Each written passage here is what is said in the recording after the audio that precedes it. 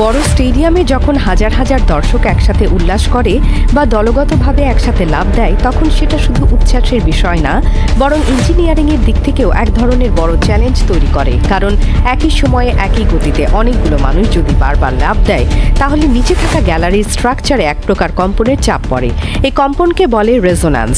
এটা কোনো সাধারণ কাঁপুনি না, বরং ধারাবাহিকভাবে একই রিদমে চাপ পড়ার কারণে কাঠামোর ভেতরের দিক থেকে শক্তি কমে যেতে থাকে এবং একসময় সেটা কেঁপে ওঠে, কখনো ভেঙেও পড়তে পারে। এই রেজোন্যান্স এমন একটা বিষয় যেটা বাইরে থেকে বোঝা যায় না, কিন্তু কাঠামোর ভেতরে সেটা বড় ধরনের ক্ষতি করে। গ্যালারি বা ট্রাইবুনের নিচে থাকে বড় রড, বিম, পিলার, আর এই সব কিছু একটা নির্দিষ্ট ফ্রিকোয়েন্সিতে কম্পনের সহ্য ক্ষমতা নিয়ে তৈরি করা হয়। কিন্তু যখন হাজার দশেক মানুষ একসাথে গলা ছেড়ে চিৎকার করে আর একসাথে দুই পায়ে লাফায়, তখন সেই একই ফ্রিকোয়েন্সিতে ওপর থেকে চাপ পড়তে থাকে, যেটা এক বা দুইবার হলে কিছু হয় না, কিন্তু টানা হলে সেটা নিচে থাকা কাঠামোকে দুলিয়ে দেয়। এই কারণে অনেক স্টেডিয়ামে বিশেষজ্ঞ ইঞ্জিনিয়াররা আগে থেকেই গ্যালারির অংশে ড্যাম্পার সিস্টেম বসিয়ে রাখে।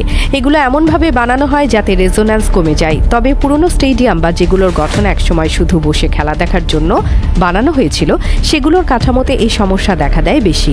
কারণ এসব জায়গায় কেউ একসাথে দাঁড়িয়ে নাচবে, লাফ দেবে বা রিদমিক চিৎকার করবে, তা আগে ভাবা হয়নি। একবার জার্মানির একটি স্টেডিয়ামে খেলা চলাকালে একসাথে হাজার দশেক দর্শক ওলে ওলে বলে গলা ফাটাচ্ছিল আর লাফাচ্ছিল। কয়েক মিনিটের মধ্যে দেখা যায় গ্যালারির কাঠের পাটাতন দুলতে শুরু করেছে, উপরের ফ্লোরে ফাটল ধরেছে এবং আশেপাশের কাজ কেঁপে কেঁপে শব্দ করছে। পরে পরীক্ষা করে দেখা যায় নিচের স্ট্রাকচারে রেজোন্যান্সের কারণে এক ধরনের ইন্টারনাল ফ্র্যাকচার তৈরি হয়েছিল। যদিও বড় ধরনের দুর্ঘটনা হয়নি, কিন্তু স্টেডিয়াম দ্রুত খালি করতে হয়েছে। এই কারণেই অনেক দেশে এখন বড় কনসার্ট, স্টেডিয়াম পারফরমেন্স বা আন্তর্জাতিক ম্যাচের আগে ইঞ্জিনিয়ারিং টিম পুরো কাঠামোর রেজোন্যান্স টলারেন্স টেস্ট করে। এই টেস্টে জানা যায় কোনো নির্দিষ্ট গতিতে কম্পন হলে কাঠামো কতক্ষণ ধরে রাখতে পারবে, কোথায় দুর্বল জায়গা আছে আর কোন জায়গায় অতিরিক্ত ওজন পড়লে বিপদ হতে পারে। সবচেয়ে গুরুত্বপূর্ণ ব্যাপার হলো, কেউ হয়তো ভাবে নিচে পাথর আর লোহার গ্যালারি এত সহজে কাঁপে না, কিন্তু কম্পনের নিয়ম আলাদা। এটা শুধু শক্তি না, ধারাবাহিক সময় ও ছন্দের ব্যাপার। আর যদি সেই ছন্দ একসাথে পড়ে, যেমন 20,000 লোক এক সেকেন্ডে একবার করে লাফ দেয়, তাহলে সেটা নিচে থাকা পুরো কংক্রিট স্ট্রাকচারকেই একরকম দুলিয়ে ফেলে এবং একসময় সেখানে থাকা ধাতব সংযোগগুলো ঢিলে হয়ে গিয়ে পুরো গ্যালারিতে ফাটল ধরিয়ে দেয়। তুরস্কের গ্রামাঞ্চলে এমন একটা খাদ্যাভ্যাস আছে যেটা বাইরে থেকে অস্বাভাবিক মনে হলেও সেখানে খুব স্বাভাবিক। সেটা হলো পাইন গাছের ভেতরের ফ্লম বা সাদা স্তর খাওয়া।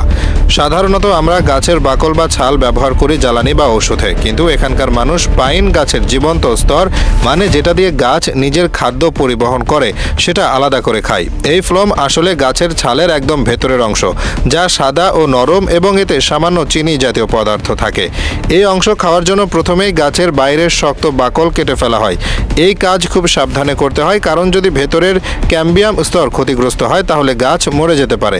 যে পরিমাণ কাটা হয় সেটা সাধারণত একটা গাছের অংশে সীমিত রাখা হয়, যাতে বাকিটা থেকে আবার নতুন চারা গজাতে পারে, কারণ পুরো গাছ একবার কেটে ফেললে সেটা আর বাঁচে না। কিন্তু যদি নিচ থেকে 1 ফুটও মতো অংশ কেটে রাখা হয়, তাহলে ওই অংশ থেকে আবার নতুন চারা গজায়। প্রতি বছর মে মাসের দিকে এই ফ্লম সবচেয়ে বেশি নরম রসালো থাকে। সেই সময় গ্রামের মানুষ পাহাড়ে উঠে নির্দিষ্ট গাছ থেকে কেটে এই সাদা স্তর সংগ্রহ করে। কাটার পর সেটা হাত দিয়ে খোসা ছাড়ানোর মতো টেনে বের করা হয়। এরপর ফ্লমগুলো পরিষ্কার পানি দিয়ে ধুয়ে নেওয়া হয়, যাতে মাটি বা ছাল না লেগে থাকে। এই ফ্লম সরাসরি খাওয়া যায়। মুখে দিলে একটা হালকা পাইন গন্ধ পাওয়া যায়, আর চিবোতে গেলে একটু মিষ্টি স্বাদ ও রসালো ভাব আসে। অনেকে এই ফ্লমটাকে ছোট টুকরো করে কেটে দইয়ের মধ্যে দেয়, কেউ আবার বরফ বা আইসক্রিমের সঙ্গে মিশিয়ে খায়। এই অংশ খুব নরম এবং একবার মুখে দিলে সেটা সহজেই গলে যায়। এই খাবার শুধু গ্রামে সীমিত নয়, অনেকে শহরেও নিয়ে যায় এবং এটাকে স্থানীয় বাজারে বিক্রি করে, কারণ এটা এক ধরনের মৌসুমী প্রাকৃতিক খাবার যেটা শুধু নির্দিষ্ট সময়ে পাওয়া যায়। কেউ কেউ এটাকে শুকিয়ে রেখে পরে চায়ের সঙ্গে খায় বা টুকরো করে চিবোয়। এই ফ্লম খাওয়ার পেছনে একটা মূল বিষয় হলো, এটা একেবারে প্রাকৃতিক এবং কোনো প্রক্রিয়াজাতকরণের মধ্য দিয়ে যেতে হয় না। গাছ থেকে কাটার পর শুধু পরিষ্কার করে মুখে দেওয়া যায়, এতে বাড়তি কিছু লাগে না।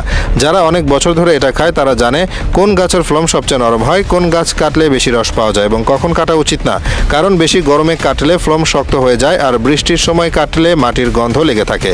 সবচেয়ে শেষ তথ্য যেটা গুরুত্বপূর্ণ সেটা হলো, পাইন গাছ থেকে এই খাওয়ার উপযোগী অংশ একবার কেটে নেওয়ার পর গাছটা বাঁচে না, কিন্তু যদি নিচ থেকে 1 ফুট রেখে কাটা হয় তাহলে সেই গোড়া থেকে আবার গাছ জন্মাতে পারে। এটা নিশ্চিত করে এই প্রক্রিয়া প্রাকৃতিক ভারসাম্য বজায় রেখে চলে। জাপানের ঐতিহ্যবাহী চা কক্ষের দরজা এত ছোট হয় যে কেউ যদি সোজা হয়ে ঢুকতে চায় পারবে না, মাথা নিচু করে প্রায় হাঁটু মুড়ে ঢুকতে হয়। এই দরজার নাম নিগুচি, আর এর মাপ সাধারণত 24x26 ইঞ্চির মতো হয়। বাইরে থেকে দেখলে মনে হতে পারে এটা শুধুই আকারের বিষয়, কিন্তু আসলে এর পেছনে রয়েছে একটা শক্ত সাংস্কৃতিক বার্তা। 16 শতাব্দীতে বিখ্যাত চা মাস্টার সেন নো রিক্কু এই দরজার ধারণা দিয়েছিলেন একটা উদ্দেশ্য নিয়ে, যাতে সমাজের যে কোনো মানুষ, সে সামন্ত সেনাপতি হোক বা সাধারণ কৃষক, চা ঘরে ঢোকার সময় মাথা নিচু করে ঢুকতে বাধ্য হয়। এই মাথা নিচু করার বিষয়টা এখানে মূল বার্তা, কারণ চা কক্ষে ঢোকার আগেই কেউ যদি নিজের অস্ত্র বাইরে রেখে মাথা নত করে ঢোকে, তাহলে সেখানে তার সামাজিক মর্যাদা বা যুদ্ধ জয়ের অহংকার কোনো কাজে আসে না। সবাই সেখানে সমান। চা পরিবেশন, গ্রহণ, পরিবেশনা সবই একটা নির্দিষ্ট নিয়মে হয়, যেখানে একে অপরের প্রতি শ্রদ্ধা ও সংযম রাখা বাধ্যতামূলক। এই দরজা শুধু প্রবেশ পথ না, এটা এক ধরনের মানসিক প্রস্তুতির পথ, যা শরীরের মাধ্যমে শুরু হয়। মাথা নিচু করে ঢোকা মানে ভিতরে প্রবেশ করার আগে নিজের অহংকার রেখে ঢোকা। সামুরাই বা উচ্চ পদস্থ শ্রেণীর মানুষেরা যেভাবে তলোয়ার নিয়ে চলতো, চা কক্ষে ঢোকার সময় সেই অস্ত্র ফেলে রেখে ঢুকতে হতো। এই জায়গাটাকে যুদ্ধ বা বিতর্কের জায়গা না বানিয়ে ভেতরে শান্ত নীরব পরিবেশে আত্মসমর্পণের বার্তা দেওয়া হতো। এমনকি অনেক ক্ষেত্রে চা ঘরের এই ছোট দরজা এমন জায়গায় বানানো হতো যেখানে একসাথে একজনের বেশি ঢুকতে পারে না, যেন প্রত্যেকের প্রবেশ ব্যক্তিগতভাবে ঘটে। এই দরজার অবস্থান, আকার আর উচ্চতা পুরোপুরি চিন্তাভাবনা করে তৈরি। কোনো ধরনের স্থাপত্য বিলাসিতা বা বাহুল্য এখানে রাখা হয় না। শুধু দরজার কাঠ, দেওয়ালের মাটি আর চা পরিবেশনের জিনিসপত্র সবই সরল, মাটির কাছাকাছি। চা পরিবেশনের পুরো কাঠামোটাই এখানে একটা আত্মজিজ্ঞাসার অভিজ্ঞতা বানানো হয়, যেখানে প্রথম ধাপই হচ্ছে এই দরজা দিয়ে নত হয়ে প্রবেশ। আধুনিক সময়ে অনেক স্থাপত্যেই এই নিগুচি এর মতো ছোট দরজা আর দেখা যায় না, কিন্তু ঐতিহ্যবাহী জাপানি চা ঘরগুলো আজও এই নিয়ম মেনে চলে, কারণ চা এখানে শুধু পানীয় না, এটা একটা রীতি। আর সেই রীতির শুরু হয় মাথা নিচু করে একা প্রবেশ করার মধ্য দিয়ে, যাতে ভিতরে ঢুকেই মনে হয় আমি এখন যুদ্ধের না, জীবনের সবচেয়ে শান্ত ও মাটির কাছাকাছি জায়গায় দাঁড়িয়ে আছি।